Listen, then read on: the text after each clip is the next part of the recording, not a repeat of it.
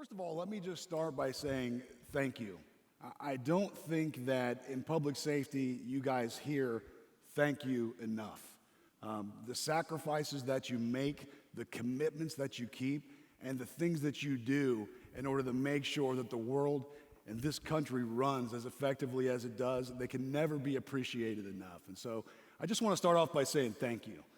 And I think as leaders, it's important that we say thank you every day and that we're very specific about what we thank each other for. Now, when Frank told me what the theme for our presentation was this year, it caused me to do a lot of reflection. And so the theme, as we said, is you have influence. And when I started reflecting, I started thinking about how influence played a role in my life. When I had influence and when I didn't have influence, and it got me to thinking, anytime I start reflecting, I start thinking about the good old days. And so I want to take you back to the good old days for a little bit. And the first thing I want to say is those years are enormous on that screen. So, I mean, that's just ridiculous. But when I look back there, I mean, it's one of the happiest days of my life. That was graduation day, and that was almost exactly 19 years ago. And that was pretty cool. And so there's two good cops up there, and there's one knucklehead. And I'll let you guess which is which. But, and these guys are both still cops, by the way. A couple of my buddies from back in the day. But when I went through the Atlanta Police Academy, it was some of the best training that I've ever had. And I think about all of the experiences that I had and all the marks that it left on me. And when I came out of that academy, I was the class valedictorian. And so as the class valedictorian, that's the honor graduate, whatever you want to say, that's the smart kid, right? That's the guy who passed all the tests or did the best on all the tests. And so I thought that, like, when I graduated as the valedictorian, I thought that meant something. I thought that meant that I knew something. And I was in for a rude awakening. And so when I got out on the road and I started, using what I had learned, and we all know that when we graduate from the academies, we know just enough to get in trouble, right? That's pretty much it. 99% of what we do is learned after that. And as a matter of fact, it's our, most people, you go to school and you learn the information and then you're given a test. But in our profession, we get the test first. And then we learn what it is that we're supposed to learn after the fact. And so when I was reflecting back, I kind of thought, how can I frame this presentation and how can I kind of present it in a way? And so I want to kind of, if you'll entertain me here, I want to kind of look at this as I'm talking to that knucklehead right there. I want to look back and I want to look back over my career and I want to give that guy a little bit of advice about maybe how he could have done a little bit better, been a bit more effective, and maybe had a little bit more influence over the course of his career. But the first thing that I have to talk about is that I see a lot of frustration in the younger people, especially in our frustration, or in our profession, excuse me. I see a lot of frustration on their faces because they want to do so much, and they want to do it so quickly. And that's been their experience as they've come up. And they haven't learned any of the patience that a lot of us had to learn. And so I think that as leaders, we have to recognize that fact. We have to recognize that fact and we have to understand that fact that they want to contribute a lot. And so as leaders in our organizations, it's our responsibility to harness that energy and that desire and that drive to contribute and not shut it down. But so often in our profession, we tell people to what? Stay in your lane. Mind your business. Handle your beat. Just do what you're told. And I think if we continue to do that in law enforcement, we're going to miss out on a lot of the value that these young people are bringing to our careers. And I saw that from my own experience in Atlanta because I came out of that academy, I graduated first in my class, I was fired up. They're giving me a gun, they're giving me a badge, they're giving me a patrol car, and I immediately ran into leaders who shut me down. And so the very first day that I was on the job, where I got to actually drive a police car, because I had been on footbeat for a little while, but the very first day that I was on the job, I got to go to work on Thanksgiving Day at Uniform Patrol, Zone 5 in Atlanta. When you think about Atlanta, that's Zone 5. It's downtown. It's like the big, middle of downtown Atlanta. And so I show up to roll call, and I got one other classmate with me. And we're at that roll call, and we're all excited to be there, and we're like, holy crap, we're going to drive a police car. After you've seen an old Atlanta police car, it shouldn't have been that excited, but it didn't have cushions in the seat, and it didn't have any foam on the steering wheel, but it didn't matter because it had lights and sirens, and it would go fast. But so we get there, and we stand there, and the sergeant comes out, and the sergeant's kind of looking like a hot mess, and the sergeant says something that stuck with me my entire career. He said, I don't want to hear you, I don't want to see you, and I don't want you being on the radio unless you're called. Are we clear? And so on day one, the first real supervisor that I've had an interaction with and the job that is my dream, I'm already questioning my career decisions. And so that's how much influence your words can have. And ultimately, it was the compilation of several experiences like that caused me to start looking outside my agency. So that first line supervisor had a lot more influence than the chief or anybody else. But I always loved working in Atlanta because the job was so much fun. And so what I want to start with is I'm going to give this knucklehead up here, I'm going to give him a little bit of advice, but I want to start with the people who are already in leadership positions first. And the reason I want to start with the established leaders is because I think there's something missing in a lot of leaders in our organizations, and that is that we need to lead with the intention of being influenced by our people. Now, what do I mean by that? What does it mean to lead with the intention of being influenced? Well, I think there's a couple of things that you can do in order to lead with the intention of being influenced. Every boss that I have ever worked for has said, hey, I have an open door policy. Come talk to me anytime that you want. But I think that's a little bit of the wrong answer because you're putting the onus on the people to take advantage of your open door policy. I think an open door policy is great, but I think the open door policy needs to mean that you walk out of that open door and you go find your people where they're at. Because where they're at is where they are comfortable, not where you're comfortable. People will come into my office, but they're much more comfortable in their office. And so the first thing to signal to your people that you want to lead with the intention of being influenced is to go find them where they're at. Go find them where they're at. And then the second thing that I want to say in terms of leading with the intention to be influenced is that you have to listen to them when they speak. And you have to actually listen. And so the reason I have Abraham Lincoln up here is, has anybody in here ever read the book Team of Rivals by Doris Kearns Goodwin? Billy has. Billy's a big reader, absolutely. If you get a chance, it's a thick book. It's a dense book. It's one of the greatest stories of leadership ever written, as far as I'm concerned. And so what you learn when you read Team of Rivals is that Abraham Lincoln was nobody's choice to be president.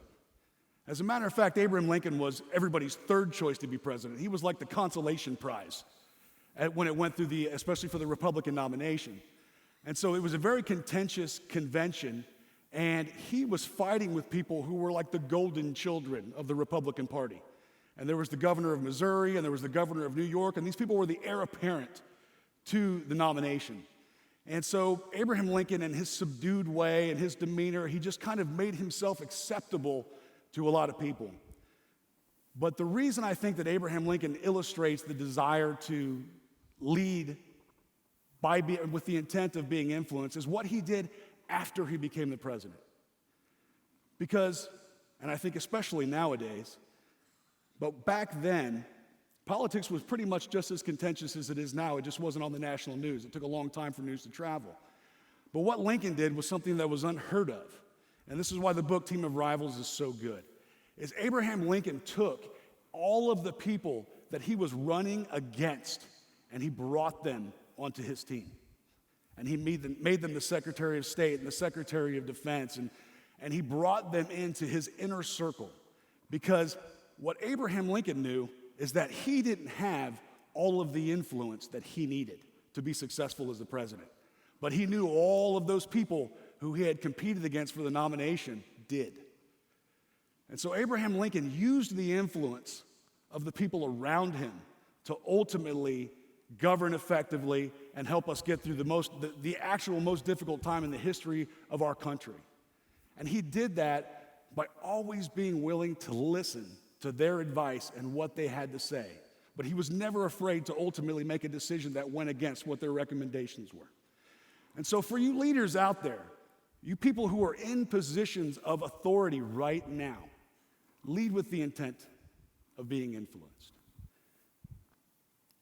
And I said the second point was that you need to go and listen to your people. And so in listening to your people, they're going to give you things that you sometimes don't want to hear. That's okay. It's okay. They're entitled to their opinions. They're entitled to their perspective. But I think in listening, what you should do is you should try to find things that they're concerned about or that they're interested in and try to get the opportunity for them to actually put those things into power, into effect whenever you can. Because that ultimately, when you start trusting them with making things around the organization a little better, you will start to build those relationships with them. And as Frank and as Mary have already talked about this morning, those improved relationships lead to improved influence. And so there's another part of the influence that we haven't talked about yet, which is influence goes both ways. It goes up and it goes down, and it even goes sideways. But as leaders, so many of us are not willing to take the influence that's coming up the chain. And I can tell you from experience that some of the most influential people in your organization are those first-line leaders or those even informal leaders. And if you can harness some of their influence and add it to yours, you can be more effective. But it's important to listen. And I love this quote from Andy Stanley, because he said, leaders who don't listen to others will eventually be surrounded by people who have nothing to say. And there's just never a truer statement that's been made about listening. If you shut your people down, if you don't encourage them to be involved in what's going on, and you don't actively listen to them and actually try to incorporate some of their good ideas when you can, they'll shut down. And everybody here is looking for people who are more engaged in their jobs. They're looking for people who are more committed to the organizations. And as a matter of fact, I've heard a lot of leaders in organizations say that they're frustrated because their people are not as committed as they are. And I think I've even felt that myself a few times. But understand this about commitment. If you're a senior leader in the organization, there's no way on earth that those people can be as committed as you are, because they're not as invested in the outcomes as you are. They don't have the incentives that you have to make this stuff work. And so if you want your people to be as committed to you, you have to make the incentives come in their favor. And you can do that by being a leader who leads with the intention of being influenced. So that's my speech to you guys, but let's talk about those who are just beginning the journey. And so I always like interaction here. So there's no Falcons fans in here, are there? I just want to make sure, because your next slide, I expect some boos. All right? But my first piece of advice to you young people out there who are screaming and crying about not having influence is this: be excellent at your job. This is the first thing that you can do to develop influence with people up the chain. You see, back in the day, I had a lot of opinions, shocker. But I had a lot of opinions. I had a lot of ideas about how we could make the department better.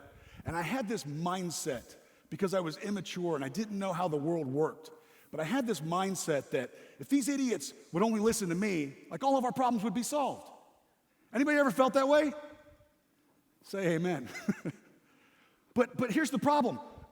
I am now one of the idiots.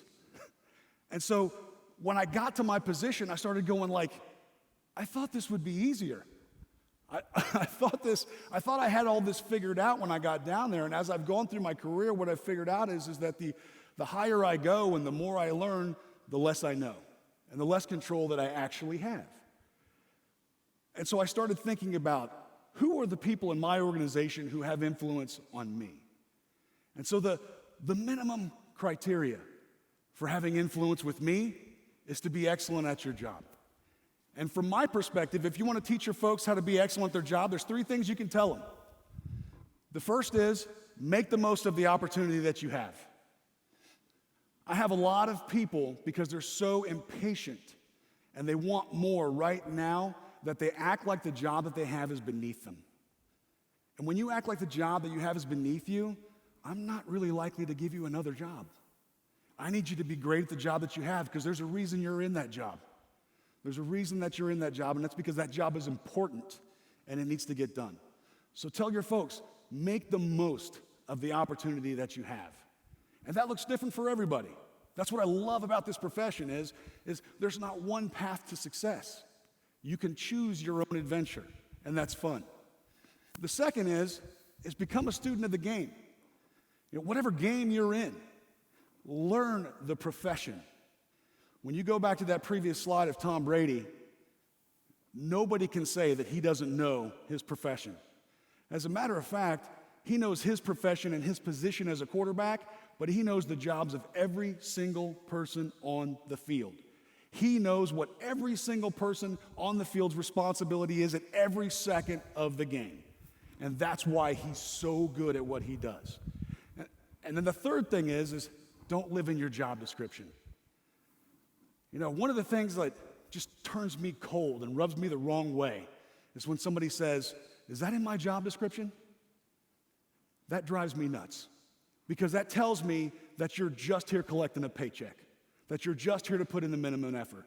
And so as a boss, I tell people, don't live in your job description. And we have a joke in Alpharetta. We've got these big, long job descriptions, probably like you guys do. And you guys probably have something similar to what we have, which is the last line of that job description. And I don't know about your job description, but my job description says other duties as assigned. And I joke that is my job description, because I don't typically do all this other stuff up here. I'm not putting people in jail that often. I'm doing all the other stuff that comes up. And ultimately, it's my ability and my willingness to do all of the other stuff that comes up that has made me successful, that has made me someone that my boss says, you know what, this guy gets it. Let me give him some more to do. And so don't live in your job description. So being excellent at your job is the bottom line.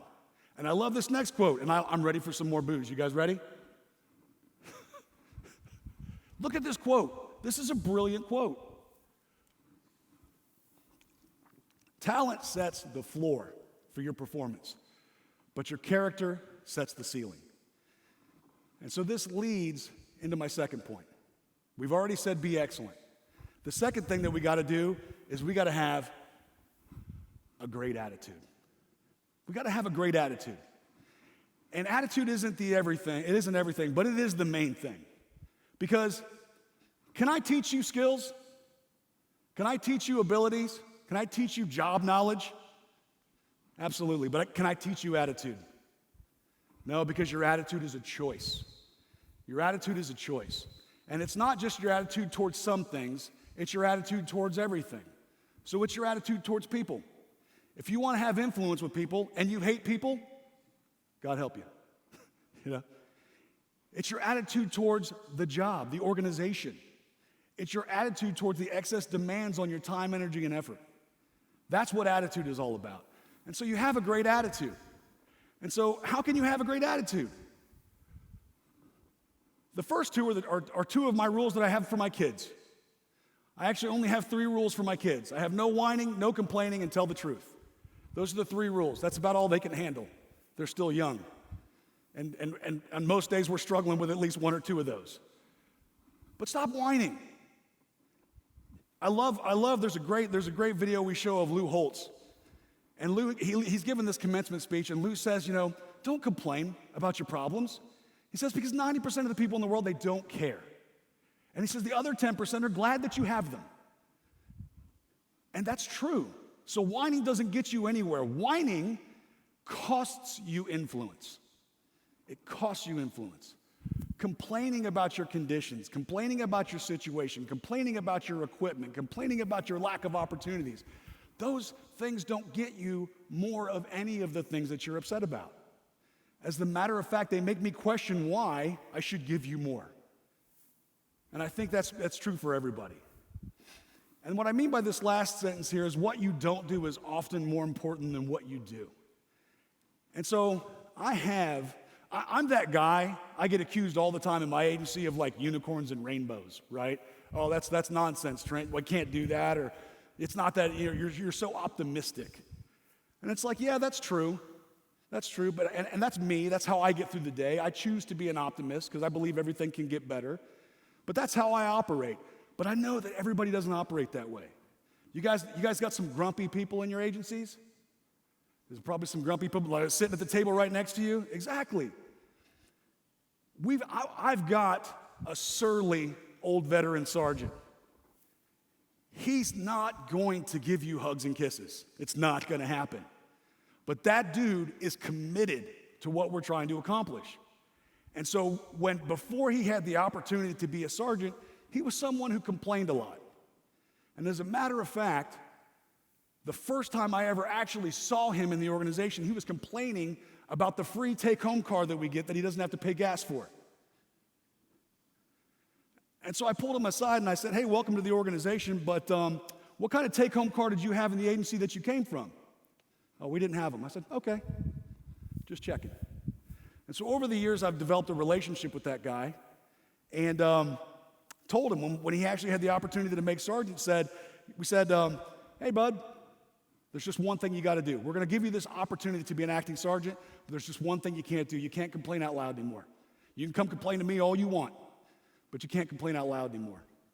And he took that piece of feedback, he took that piece of advice, and he ran with it.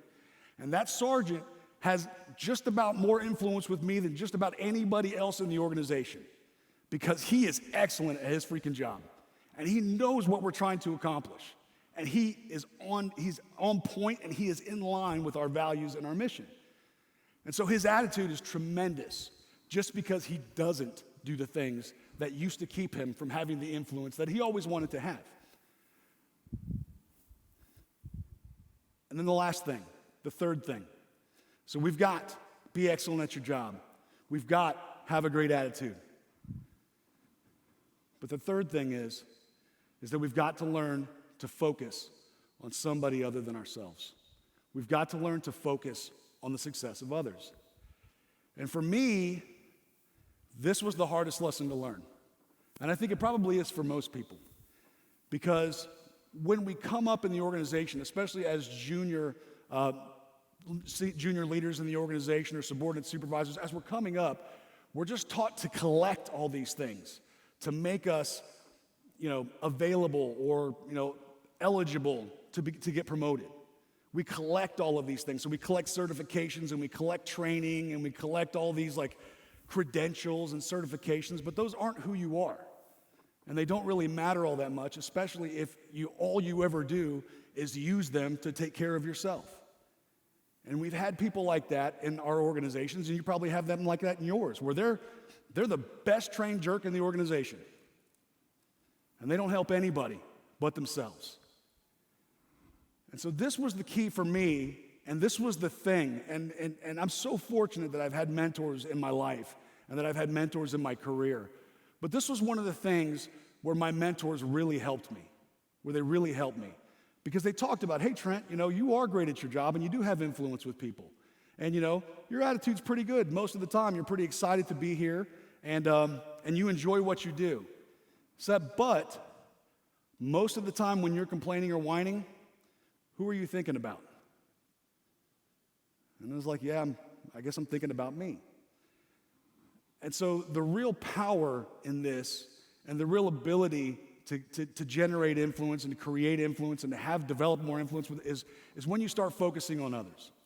And the reason that this is true is because other people are always looking around and they're always kind of questioning your motives. They're always kind of questioning your commitment to them and to the organization. What are you all about? People are always wondering whether they can trust you.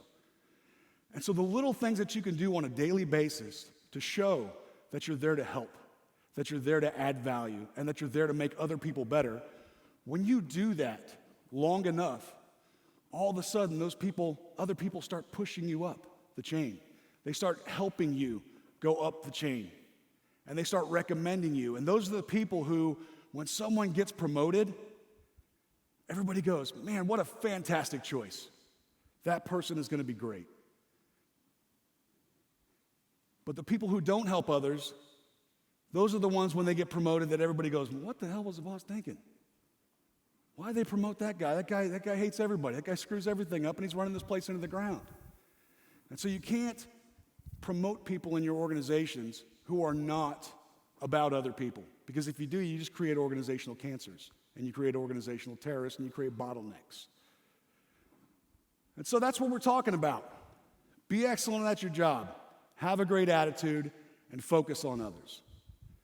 And so I want to leave you just with this final thought. If you can do these things, if you can have an excellent performance, if you can have a great attitude, and you can focus on others, this is when your career will take off. And I always love looking back at that knucklehead who was up there and thinking about what could have been. I'm a big person on reflecting, and I think of all the mistakes that I made throughout my life. And I don't really regret my mistakes because they've made me who I am, but I always think about what could have been if I had been a little bit smarter, a little bit wiser, or if somebody had helped me a little bit sooner in my career. And so this rocket taking off, it's kind of a double meaning here, because your career takes off, but it also takes me back to one of John F. Kennedy's most famous quotes. And it's, ask not what your country can do for you, but what you can do for your country. These people that are coming up in our organizations, it's not their fault that they're self-absorbed. It's not their fault that they want what they want. They've been brought up this way. And it's our job to help them see that the world doesn't care. And as soon as you figure that out, you can have influence and you can have what you want. But the way to get that influence is not by thinking about yourself. It's by thinking about others. Thank you very much.